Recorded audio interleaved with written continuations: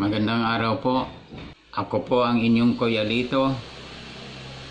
Sa araw na ito, nais ko po sanang bigyan ng buhay ang pamagat na sinasabi kong hindi kasalanan ng mga pari ang pagkalat ng coronavirus sa Pilipinas na halos ayaw nang umalis. Minsan kasi ay mayroong nagsabi sa akin na kasalanan ito ng mga pare kung bakit nagkaganito ang Pilipinas. Dahil daw sa dami nilang mga rebolto. Kaya daw kahit anong gawing panalangin ng mga pare, hindi daw tatanggapin ng Diyos. Pero sa aking pagsusuri at obserbasyon, wala pong kinalaman ang mga pari o ang panalangin ng mga pari kung bakit kumalat itong coronavirus sa Pilipinas at halos ayaw nang umalis. Sapagkat sa pagsusuri ko, hindi ang panalangin ng mga pari ang hinihintay ng Diyos. Sapagkat ang hinihintay ng Diyos, yung panalangin ng mga taong merong palatandaan na sila ay mananampalataya ni Kristo. Sinabi ng Mark 16 verse 17, ang sumasampalataya ay magtataglay ng ganitong tanda ng kapangyarihan.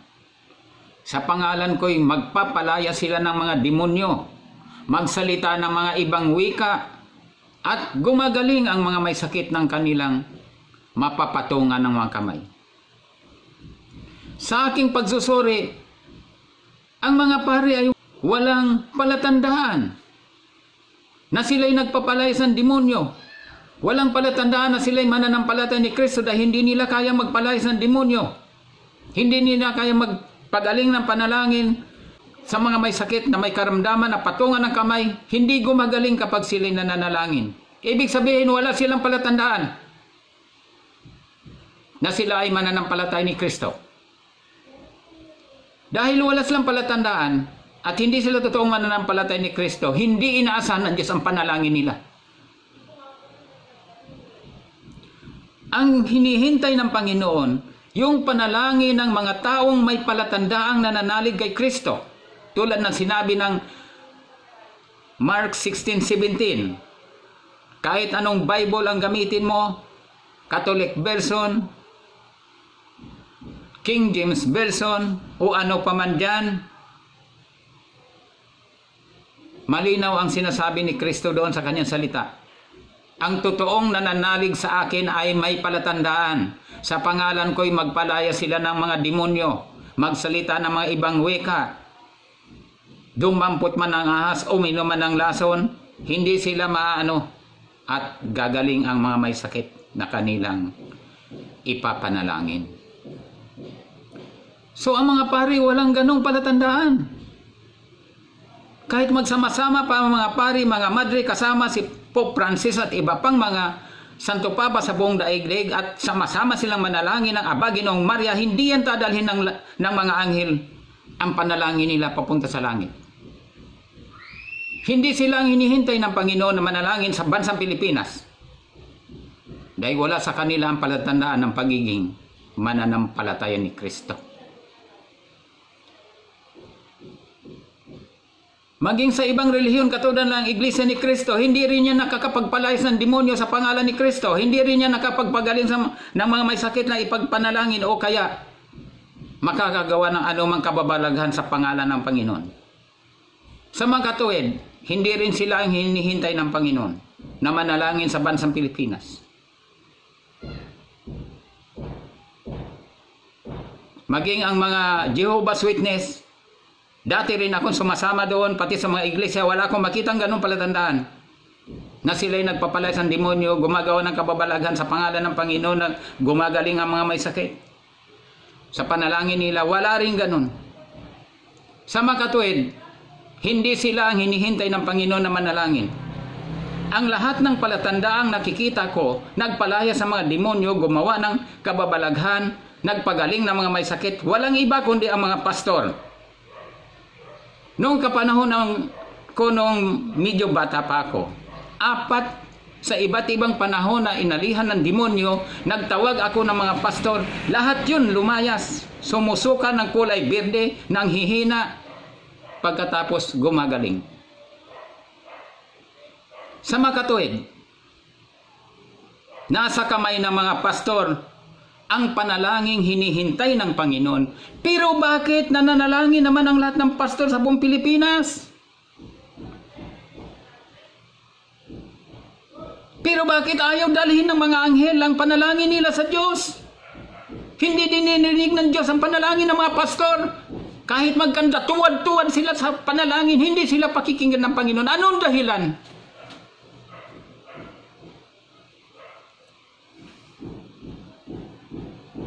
Nandyan si Pastor Pirol o Apostol Pirol, sinasabi niya na sila ang tama dahil mayroon silang apostol, pero kahit magkanda, tuwad-tuwad yan sa kapanalangin, hindi rin yan dalhin ng mga anghel sa langit ang panalangin nila.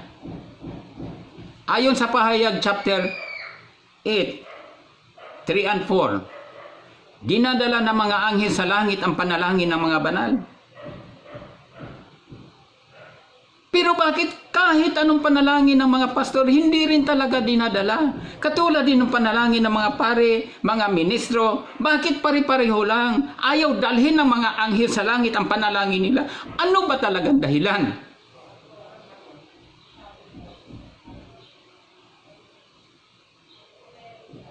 Kapag ikaw ay makinig ng mga propesya ni Cindy Jacobs, ang sarap-sarap pakinggan. Pagpalain ng Diyos ang Pilipinas, makikita ng buong daigdig, bababa ang Panginoon sa Pilipinas. Ang sarap pakinggan. Sobrang sarap pakinggan. Pero hanggang ngayon, wala pa rin. Pero kapag pumunta ka sa propesya ni Sado, may mga kondisyon pala.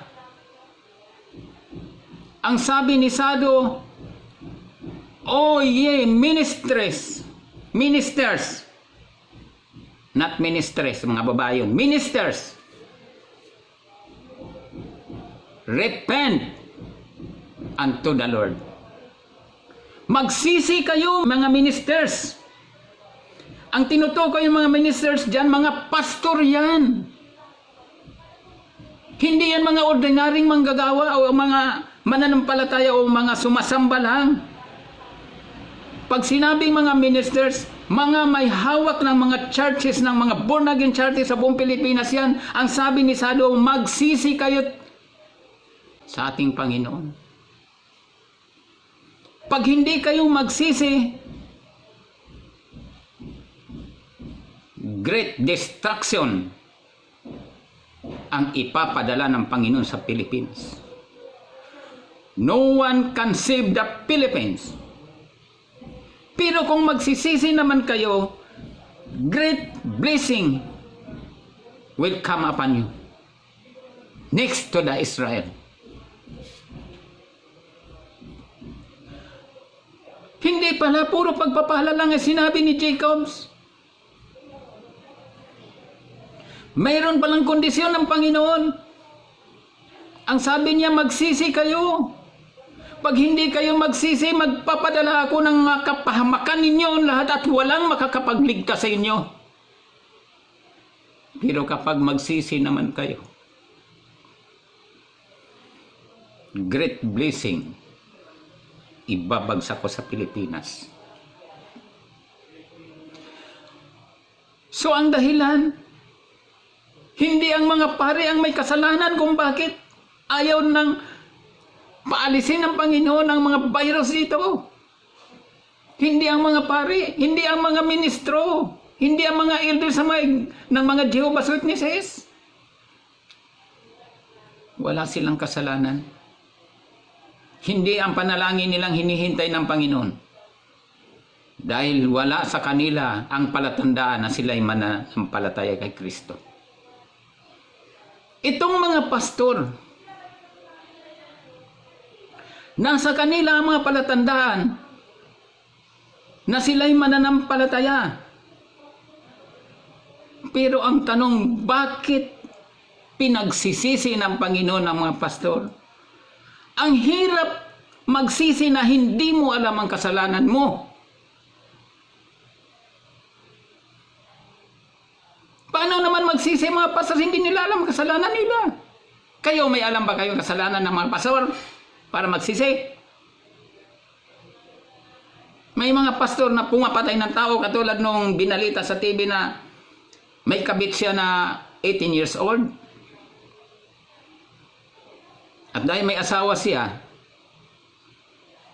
at hindi naman niya lubos na mapapanagutan ang kalagayan ng 18 years old at yung anak nila na umabot na ng 7 taon, yung babae naghanap ng iba. Nagkaroon ng ibang boyfriend.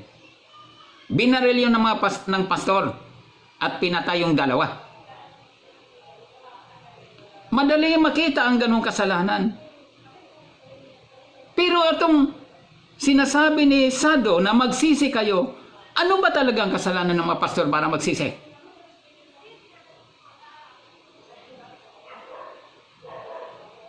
Sa Matthew 7 verse 22, sinabi ng Panginoon,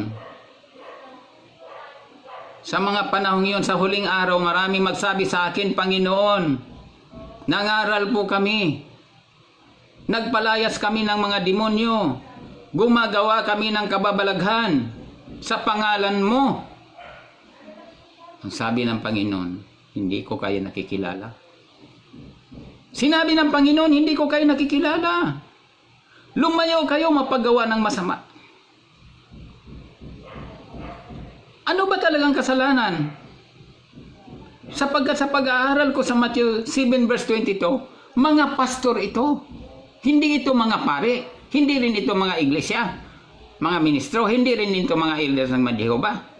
Dahil sila, mayroon silang kapangyarihan magpalayas ng demonyo, gumawa ng kababalaghan, nangangaral. Maaring mga pastor na ito pupunta sa Mindanao para mangaral, pupunta sa Amerika para mangaral, pupunta sa Bohol para mangaral, sa Cebu kung saan-saan. Gumagawa ng kababalaghan sa kanilang pangangaral, nakatagpo sila na may inalihan ng masamang espiritu, pinapanalangin nila, lumalayas. Mga may sakit, pinagpipray, gumagaling. Pero ang pinakamabigat, bakit sila ayaw papasukin sa langit? Ano ba talagang kasalanan nitong mga pastor na ito? Itong sinasabi ni Sado, magsisi kayo mga pastor. Pero ang daya-daya naman to si Prophet Sado na ito, ayaw naman sabihin kung anong kasalanan ng mga pastor para magsisi. Pagdating naman doon sa Matthew 7 verse 22, sinasabi ng Panginoon na lumayas kayo. Lumayo kayo. Mapagawa ng masama. Wala kang makikita na may ginawa silang masama. Anong masamang ginagawa ng mga pastor doon? Sinabi ng mga pastor doon, o lahat na, o mga iba pang mga nangangaral, mga evangelist. Panginoon, nangaral po kami. Buong buhay namin, wala kaming ginawa kundi maglingkod sa iyo. Ipangaral lang yung mabuting balita para maligtas ang mga tao. Gumagawa kami ng kababalaghan, Panginoon. Nagpalayas kami ng mga demonyo sa pangalan mo, Panginoon. Wala kang makitang kasalanan nila doon. Pero bakit sila pinalayas ng Panginoon? Napakahirap nitong pagsisihin ka na hindi mo alam kung anong kasalanan mo. Kung ito sana'y pagnanakaw, pagpatay, pangangalo niya, madali itong makita. Pero ano ba talagang kasalanan ng mga pastor na dapat magsisi? Kaya ngayon ihahayag ko ang common na kasalanan ng mga pastor. Kung mali ako, sawayin ninyo ako dahil marunong akong tumanggap ng kamalian. Marunong akong magpakumbaba kung ano ang mali ko, kung matiyak ninyo na mali ako. Madali akong tumanggap ng kamalian at magpakababa sa harap ng Panginoon. Noong panahon ng nagtitinda pa ako ng sari-sari store na maliit na tindahan namin sa bahay, gusto ko lang patunayan sa inyo na madali akong tumanggap ng katotohanan. Nagtitinda po kami ng mga alak, mga beer, Red Horse, Tanduay, mga bilog. Nakakabinta kami ng mahigit 20 na case sa isang linggo, sapat ng pambayad sa isang buwan sa aming inuupahang maliit na tindahan. Napasyal doon ng isang kapatiran natin, pinagsabihan ako, "Brother Lito, ano bang klaseng tindahan itong tindahan mo? Hindi ito tindahan ng mga Kristiyano. Tindahan ito ng mga hindi Kristiyano, Brother Lito." Sinagot ko siya, "Sister, mayroon ka bang mababasa sa Bible na bawal magtinda ng alak?" Ihihinto ko ito. Ang nakasulat sa Bible, bawal ang maglasing. Huwag kayo maglalasing dahil masisira ang espiritu sa inyo. Kayo ang templo ng Diyos. Tumatahan sa inyo ang kanyang espiritu, tapos maglalasing kayo, ang tatahan sa inyo demonyo. Espiritu ng demonyo kapag kayo lasing na. Walang magawa ang sister natin nang sinabi ko ngayon sa kanya. Kung ganon mo kaming hinahatulan, nagtitinda kami, ay mapunta kami sa impyerno, paano man yung mga Christian na nagtatrabaho sa San Miguel Bayan? Sa iba pang mga alak company. Impyerno din sila. Sa mga katuwid, walang magawa ang kapatid nating iyon. Lumipas ang mga buwan o taon na yata. Nagkaroon ako ng panaginip. Sa panaginip ko may babaeng nangangaral ng salita ng Diyos.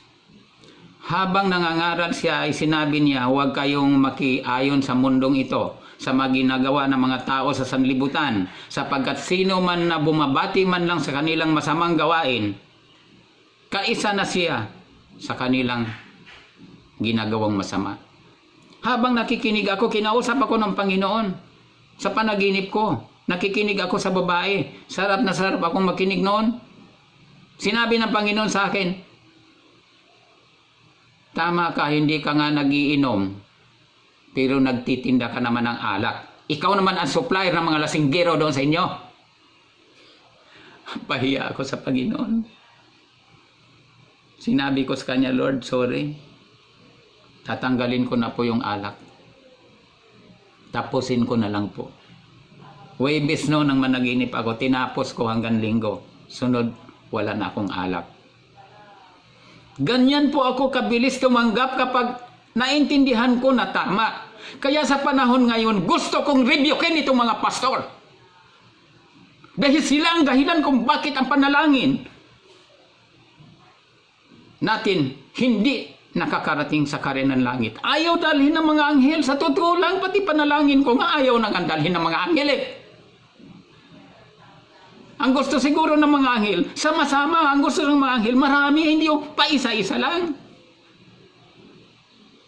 Kaya sa panahon ito, nais kong ihayag sa mga pastor ang kasalanan nila na hindi nila nalalaman, at kung mali ako, rebukein ninyo ako dahil tatanggapin ko kung totoo. Ito sa isa sa mga kasalanan nakita ko ng mga pastor na hindi hayag na kasalanan. Gusto kong timbangin ninyo ito. Hindi ko sinabing maniwala kayo sa akin. Timbangin ninyo kung totoo o hindi. Ito ang nakita kong isang ikinagalit ng Panginoon sa kasalanan ng mga pastor. Ito'y kasalanan ng pangkalahatan, hindi pang paisa-isa. Kapag kayo'y magbabasa ng 7 iglesia ng Panginoon, ang aral doon, aral yun ng mga pastor. Isang araw sa video na ito, ihahayag ko isa-isa ang mga kasalanan ng mga pastor na susulat doon. Isa-isa ko pong ihahayag yun. Pero hindi. Wala itong kinalaman dito sa sasabihin ko. Ito'y pangkalahatan ito. Yun, isa-isa yun. Tulad ng sinasabi ko sa inyo, kung mali ako, sawayin ninyo ako. mabilis akong tumanggap ng katotohanan at madali akong magpapakumbaba kapag mali ako. Sa aking obserbasyon kung anong dahilan kung bakit galit na galit ang Panginoon, itong mga pastor na sobrang bagsik, mukhang mga pira, sobrang bagsik, linggo-linggo hinahatulan ng mga dukha ng mga magnanakaw. At ayon sa Panginoon, ano mang gawin mo sa isa sa pinakahamak na nanalig sa Kanya, kay Kristo mo ginawa. Kaya ang paghahatol nitong mga pastor nito sa mga dukha, na sila'y mga magnanakaw, si Kristo ang tinatawag nilang magnanakaw. Maaring hindi nyo maintindihan kung anong tinutukoy ko. Walang iba kundi ang paniningil ng ikapo.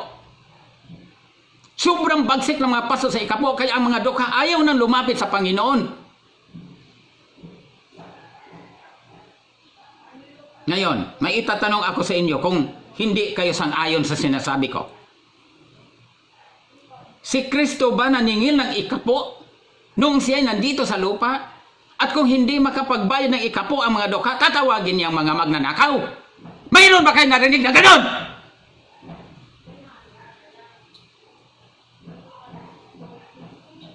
Ang mga apostol, ginagawa din ba ng mga apostol yon? Maniningil ng ikapo.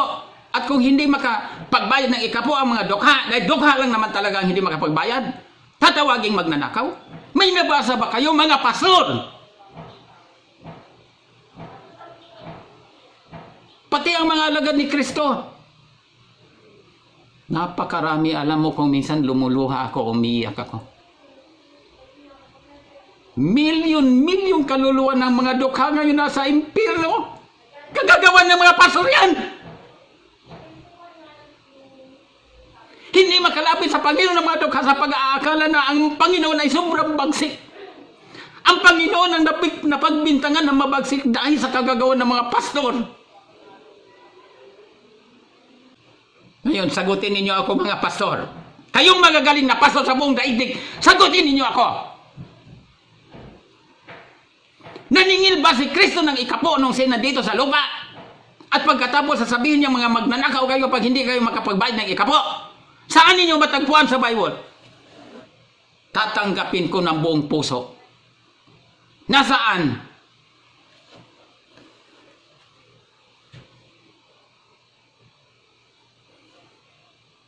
Noong medyo kabataan ko pa, hirap na hirap ako na patanggapin sa Panginoon ang biyanan ko dahil malayo, nasa probinsya. At dahil sa hirap ng buhay namin, hindi ako makapunta-punta doon para sila ipanalangin o kaya papatanggapin sa Panginoon. Kapag kami nakapunta ng probinsya o kaya naparito ang biyanan ko, sinasamantala ko at napatanggap ko biyanan ko sa Panginoon. Nung pauwi na kami ng Maynila, sinabi ng biyanan ko, mayroong pastor na gustong mangaral sa amin. Isa siyang Juanes. Pagbibigyan ko ba na mangaral? Ang sabi ko, oo, Christian din yan, born again din yan eh. Mga evangelical, born again din yan. Mga Methodist, born again din yan. Sila Brother Ede, born again din yan. Sila Pastor Perol, Apostol Perol, born again din yan. Okay lang. Mga Juanes, born again din yan. Okay lang sa akin. Kabali-balitaan ko, ang unang-unang inaral ng pastor ng Juanes sa kanila, ikapo. Sinabi ng pastor doon sa biyanan ko, nakita mo ba yung puno na yon? Sabi ng biyanan ko, opo. Sino ang nagpalaki noon? Ang sabi ng biyanan ko, ang Diyos po. Yung ginamit mo sa mga bahay mo, yung mga kahoy na nandyan, yung mga haligi, yung mga dingding, kasi hindi naman siminto, yung hindi rin naman plywood, pero kahoy, yung mga unang panahon. Ang sabi ng biyanan ko, ang sabi ng pastor, sino ang nagpalaki ng mga punong iyan na ginamit mo sa bahay mo? Ang Diyos po. Ang sabi ng biyanan ko, ay sabi ng pastor, kung ganon, ibigay mo ang ikapo mo sa Panginoon. Kawawa ang biyanan ko, alam mo kung anong sinagot? Ganyan ba kayo kahigpit sa panghihingi ng pera? Mabuti pa sa inyo mga pare. Magmula noon, pinalayas ng biyanan ko ang pastor na yun. Napunta ako sa Cebu, inabutan ko yung kapatid ko. Baon sa utang dahil sa yung kanyang anak pabalik-balik sa doktor dahil may pilay sa may bandang dibdib. Hindi na niya maibigay ang ikapo niya. Umabot na ng 375 ayon sa kanya noong panahon yung malaki pa ang value. Ang sabi niya, gusto ko sanang mag-chart noon. Dahil sa hirap ng dinanas namin, sa mabigat na problema namin dahil sa kalagayan ng anak kong pabalik-balik sa ospital, nabaon na ako sa utang. Kaya lang palagi kaming sinasabihan ng mga ng pastor namin doon, linggo-linggo mga magnanakaw kami. Hindi kami nagbibigay ng ikapo, mga magnanakaw kami sa Panginoon, kaya wala na kaming magawa. Pupunta kami sa church, kapag napatingin ng pastor, yumuyuko na lang kami. Hindi lang kami, Noy, maraming dukha doon na hindi ko na nakikita. Ayaw namin makita kami ng pastor dahil alam na alam ng pastor kung sinong nag-iikapo dahil pinapasulat. Mayroon pang ibang chart na napasukan ko. Kapag hindi ka nag-iikapo, ang sobre mo kulay puti. Pag nag-iikapo ka, ang sobre mo kulay blue. Hinihiya ng mga pastor ang hindi makapag-ikapo para mapilitang makapag-ikapo. Sinabi ng kapatid ko, Noy, anong masabi mo sa amin, Noy? Pagod na po ako. Totoo ba talaga yung ikapo, Noy? Magnanakaw ba talaga kapag hindi kami sumunod? Hindi ko rin alam sagutin dahil ako'y naniniwala din na totoo yan. Pati ako nangangaral din ng ganon. Dahil sa habag ko at pagdadalawang isip ko, hindi ko masagot ang kapatid ko kasamang habag at pagdadalawang isip. Pumunta ako sa likod ng bahay nila at doon ako nagpray. Sinabi ko sa Panginoon, Lord, ano po bang maipayo ko sa kapatid ko na punong-puno ng problema? Gusto sana nila mag-chart? Para maibsan man lang ang problema nila. Pero sinasabihan naman sila ng pastor na magnanakaw sila. Hindi nagtatagal sumagot ang Panginoon sa akin. Napakabilis ng sagot ng Espiritu ng Panginoon. Sinabi niya sa akin na, sabihin mo sa kapatid mo na bumalik sa akin. Bumalik sa church. Dahil nang tinanggap nila ako bilang Panginoon, tinanggap ko sila bilang anak. At walang ama na ang kanyang anak gagawa ng utang at kapag hindi makabayad, ipabibilanggo. Kung wala silang maibigay, hindi naman ako nanghihingi sa wala. At kung talagang wala silang maibigay sa akin, yung puso nila ang kailangan ko, yung kanilang pagsamba, yung kanilang pagpupuri. Ang sabi ko, Panginoon, kung gayon bigyan mo ako ng biblical record na magpapatunay na ang ikapo ay hindi mo inoobliga ang mga tao. Pag uwi ko sa kanilang bahay, sinabi ko sa kapatid ko, doon sinimula kong ipunin ang tungkol sa ikapo, mga verse. Nakita ko ito sa Deuteronomy 14, 18, 1 and 2. Deuteronomy 14, 28 to 29. Ganito ang sinabi ng Panginoon tungkol sa ikapo. Sa Deuteronomy 14 verse 28 to 29, sinabi ng ganito ng Panginoon, tuwing ikatatlong taon, tipunin ninyo ang inyong mga ikapo at ibigay ninyo sa mga Levita. Yamang wala silang parte ng lupain na pinamana ko sa kanila. Wala silang parte ng lupain. Hindi sila nakatanggap ng mana ng lupa ang mga Levita. Mababasa mo rin yan sa Deuteronomy 18 verse 1 and 2. Joshua 13 verse 14. Ang sabi ng Joshua 13 verse 14. Hinati-hati ni Joshua itong lupain ng Kanaan, pero ang lahi ni Levi hindi niya binigyan ng parte ng lupa. Sa makatuwid kaya inutos ng Panginoon ang pagbibigay ng ikapo ng Israel sa mga Levita. Hindi nakatanggap ng lupa ang Levita na mana. Imbis na ang Kanaan hatiin sa 12 magkakapatid, hinati lamang yun sa 11. So yung lupain ng mga Levita, idinagdag doon sa 11 magkakapatid. Dahil ang sabi ng Panginoon, itinalaga ko ang mga Levita na maglilingkod sa akin.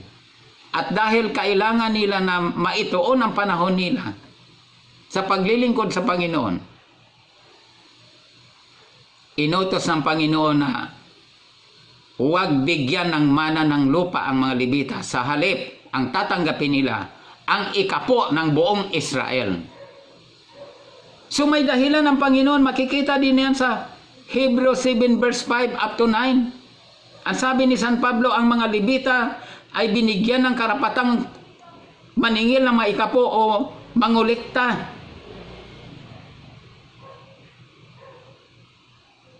Levita lang ang binigyan ng karapatang maningil ng ikapo, hindi ang mga lahi ni Judah, hindi ang mga lahi ni Jose, hindi ang mga lahi ni Benjamin, ang mga Levita.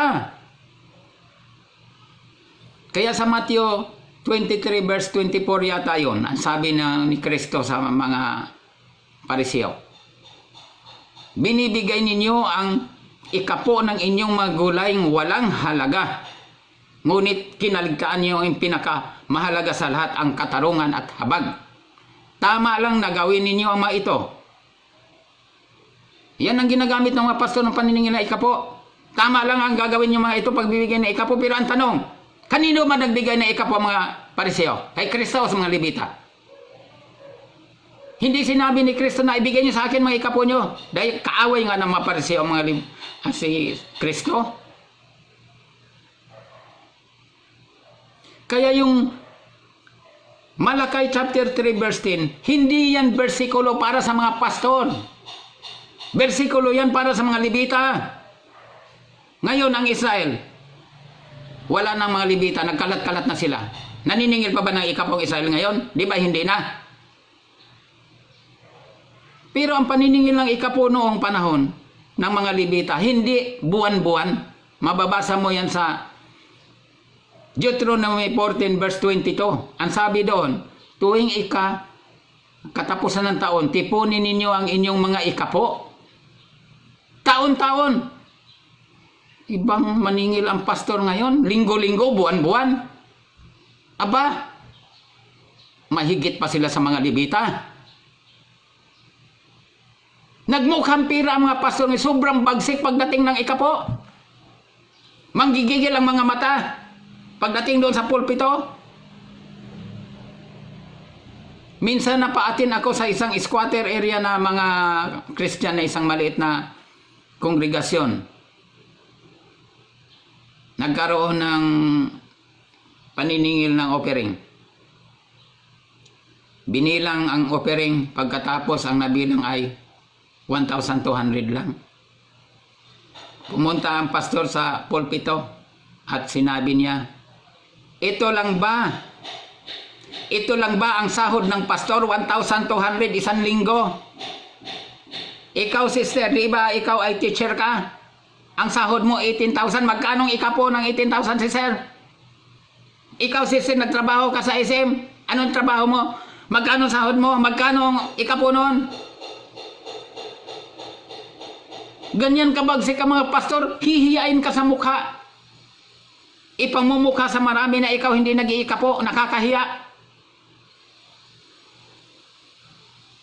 Kaya nyo mayroong isang pastor na nakakilala sa akin, hindi ako niwala. Ikapo, babanatan ako ng babanatan sa pulpito, kaya ayaw ko na pumunta doon. Dahil nawawala yung espiritu niya pag nandun ako. Nanggigil-gigil yung mata niya sa akin. Ayaw ko na masira ang kanyang espiritual, kaya ayaw ko magtuturo siya na sasama ang loob niya, kaya mas mabuti pa, huwag na lang akong magpakita sa kanya para hindi siya magigigil sa akin. Ang panggigigil niya sa akin, hindi ako naniniwala sa ikapo. Ngayon, kung mali ako, sabihin niyo sa akin. Ilang milyon na kayang dukha na hindi makalapit sa Panginoon. Ang sabi ng Panginoon, sa huling araw lalaganap ang kasamaan, anupat ang pag-ibig ng marami, manlalamig. Sino bang nanlalamig sa Panginoon? Ang mga dukha. Wala na nga silang makain. Tatawagin mo pang magnanakaw. Ang sabi ni Kristo, anumang gawin mo sa pinakadukha na nanalig sa akin mo ginawa. Sino ang tinawag mong magnanakaw? Mga pastor na mga sobrang bagsik pag paniningil ang ikapo. Sino tinawag mo? Mga dukha. Oo, si Kristo mismo ang tinawag mong magnanakaw. Sagutin mo ako. Kung ako'y mali, sagutin mo rin ako. Dahil handa akong tumanggap. Mag-comments ka sa baba ng aking channel. At pag-aralan ko yun kung totoo.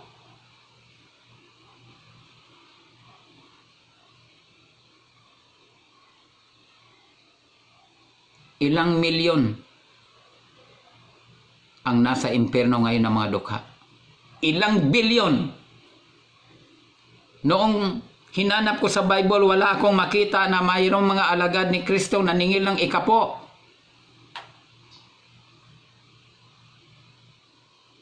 Hanggang sa matapos ang revelasyon mula Mateo hanggang revelasyon, wala kang makita na ang mga alagad na niningil ng ikapo. Hinanap ko kung kailan nagsisimula ito. Natagpuan ko ang paniningil ng ikapo sa panahon ni Martin Luther. Nasa yung tinatawag na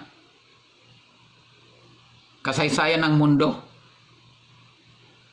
Natagpuan ko sa panahon ni Martin Luther. Pero marahil bago pa si Martin Luther, nagsimula ng maningil ng ikapo.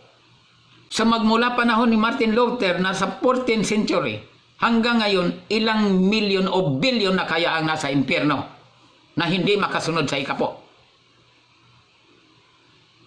At ito pang natuklasan ko, mababasa yan sa Deuteronomy chapter 14 verse 22, diretso yan hanggang 28. Ang sabi ng Panginoon doon, hindi po naniningil ng pera ang Panginoon na ikapo. Ang sabi ng Bible doon sa Deuteronomy 14 verse 23 yata. Kasi dire-diretso yan hanggang 28, 29. Kapag malayo ang lugar na pipiliin ni Yahweh ng pagdadalhan ninyo ng inyong mga handog. Sa verse 22, ang sabi doon, kunan ninyo ng ikapo ang inyong mga ani.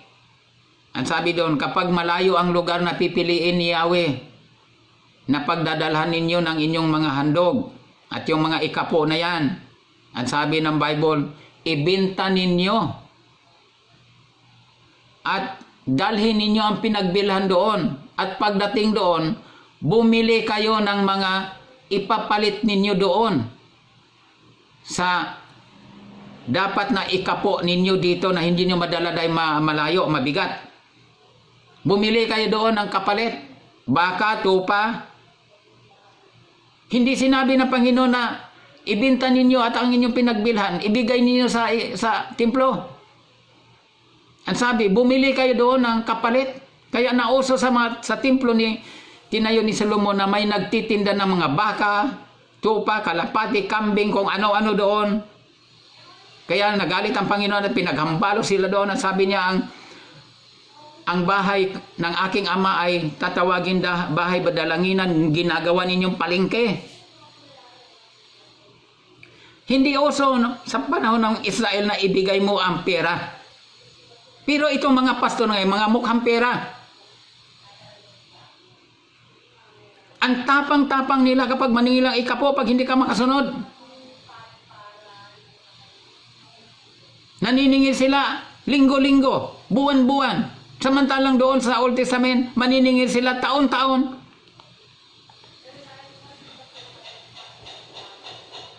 Walang masama sa akin kapag ituwid ninyo ako. Handa kong tatanggapin yun. Mag-comments kayo sa baba ng akin channel. Ito ang nakita kong hidden sin ng mga pastor. Hindi ko alam sa inyo kung anong masasabi ninyo dyan. Minsan mayroong kumakalaban kay Soriano, pastor ng Baptist. Ang sabi ng pastor ng Baptist, masama bang magbigay ng ikapo? Sabi niya kay Soriano, masama bang magbigay ng ikapo? Saan ka mababasa na makakabasa na masama ang bigay ng ikapo? Wala kang mababasa. Ang maningil ng ikapo ang masama. Kasi hindi ka otorisadong maningil ng ikapo, mga pastor. Pastor ng Baptist na kumakalaban kay Soriano, ito masabi ko sa iyo. Hindi masama ang magbigay ng ikapo. Ang maningil na parang tax, yun ang masama. Si Melchizedek tumanggap ng ikapo mula kay Abraham. Pero hindi pa niningil yun. Kusang bigay yun. Ganon din si Kristo. Pag magbigay ka ng ikapo, kusang ibibigay mo sa kanya, tatanggapin niya yun. Pero kung sisingilin mo na parang tax, kaya lahat na kayong nag-iikapo, kung yan ay dahil sa pagsunod sa utos ng pastor, hindi yan tatanggapin ng Panginoon ang mga ikapo ninyo. Ang pastor ang tatanggap niyan. Dahil ang tinatanggap ng Panginoon, yung kusang pagkakaloob. Kung ibibigay nyo ikapo nyo kusang pagkakaloob, tatanggapin ng Panginoon yan. Kahit akong Panginoon, tatanggapin ko yan 100%, 50%, tatanggapin ko. Ganon din yung Panginoon, tatanggap yan. Pero sasabihin mong utos ng Panginoon, ginagawa mo sinungaling ang Panginoon dahil hindi ka inutosan ng Panginoon maningil na ikapo. Libita ang inutosan niya. Hindi mga lahi ni Juda. Si Kristo lahi ni Juda yan. Hindi yan lahi ng mga Libita. Si Kristo hindi naningil ng ikapo. At kahit kailan, hindi rin nagbigay ng ikapo si Kristo. Wala kang mababasa sa Bible. Kasi ang tinutukoy na ikapo doon, yung mga produkto sa lupa. Ang trabaho ni Kristo, karpintero. Nasa Marcos 6:3, karpintero si Kristo, hindi naman produkto sa lupa yung kita ni Kristo. Bakit siya magbibigay ng ikapo? Sila Pedro naman, ang trabaho nila, mangingisda. Bakit sila magbibigay ng ikapo? Hindi naman produkto sa lupa yung kanilang kinikita.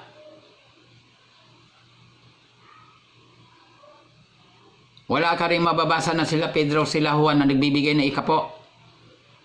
Mga pastor, hindi ako galit sa inyo. Sa totoo lang, ayaw kong may pastor mapunta sa impyerno. Pero anong magagawa ko? Hindi kayang bayaran ng ikapo ng buong daigdig ang kaluluwa ng isang taong napapahamak sa impyerno. Dahil sa pastor ng Baptist na walang ginawa, ay ng Juanes na walang ginawa doon sa biyanan ko, na hirap ako magpatanggap sa Panginoon. Mabuti yung aking biyanang babae dahil nung tumanggap sa Panginoon, hindi nagtagal namatay na. Sure na ako doon. Umiiyak yun habang pinagpipray ko. Pero yung biyanan kong lalaki, na Istanbul yun. Hindi ko alam kung, kasi nung mamatay siya, hirap na hirap kami noon, hindi ako makapunta doon. Misis ko lang ang pumunta doon. Mayroon daw nagsir sa kanya yung hipag ng misis ko. Hindi ko naman alam dahil hindi ako nagsisir doon. Kung ako sana ang nagsir at nakikita ko yung puso, nababasa ko yung puso niya, na tinanggap niya ang Panginoon, masasabi kong sure ako nasa langit siya. Ang biyanan kong babae, ang totoong sure na sure ako dahil lumuluha yon kapag pinagpipray ko. Pero ang biyanan kong lalaki na mahal ako noon, hindi ko alam. Napakahirap magmahal ng magulang ay ng biyanan, pero ang totoo, minahal ko yon at mahal na mahal din ako ng biyanan ko. Isang araw, mangangaral ako tungkol sa buhay ng mag-asawa. Paano pipili ng mapapangasawang matino? Iaaral ko sa inyo yan. Kaya kung nandito sa aking channel na ito, malalaman nyo iba't ibang karanasan at mga aral na inyong matutunan at makuhanan ng idea o maaari kayong humingi ng payo sa akin batay sa aking karanasan. Hindi karanasan ng iba. Ang kaya kong ipayo sa inyo, yung batay sa aking naranasan. Kaya, tinatawagan ko ang mga pastor. Kung mali ako, sabihin niyo sa akin. Matapang lang ako magsalita. Pero sa puso ko, napakadali kong magmahal.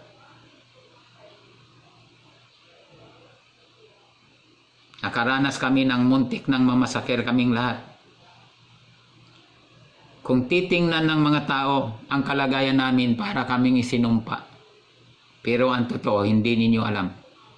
Yun ang pinakahuling baitang na inakyat ko sa espiritual. Tinaas ako ng Panginoon ng baitang ng espiritual na para sa akin, nandun na ako sa tuktok. Nakukuha ko ng mahalin ng Panginoon. Kahit himay-himayin ang bitaw ko sa aking harapan. Hindi ko siya ipagtatabuyan o kamuhian man lang. Dahil nung muntik kaming mamasakir, muntik na rin kaming mamatay noon. Sa panahon iyon, nagpakita ang Panginoon sa akin. Hindi siya nagpakita ng literal. Pinakita niya ang puso niya. Kaya sinabi ko noon, Panginoon, kahit himay na itong bitoka ko sa harapan ko, hindi ko aalisin ang pagmamahal ko sa iyo. Pag inalis ko ang pagmamahal ko sa iyo, parang inalis na rin ang puso ko. Marami akong karanasan na Istanbul ako sa mga pastor. 5 panaginip ang binigay ng Panginoon sa akin para ako'y tumayo. Pero ngayon, kahit na 1,000,000 pastor Istanbulin ako, walang sino mang makapag-Istanbul sa akin. Mula nang ako ay binangon ng Panginoon, hindi na ako marunong makinig ng aral ng ibang mga pastor. Lahat sa akin, lahat ng pastor ay hipokrito.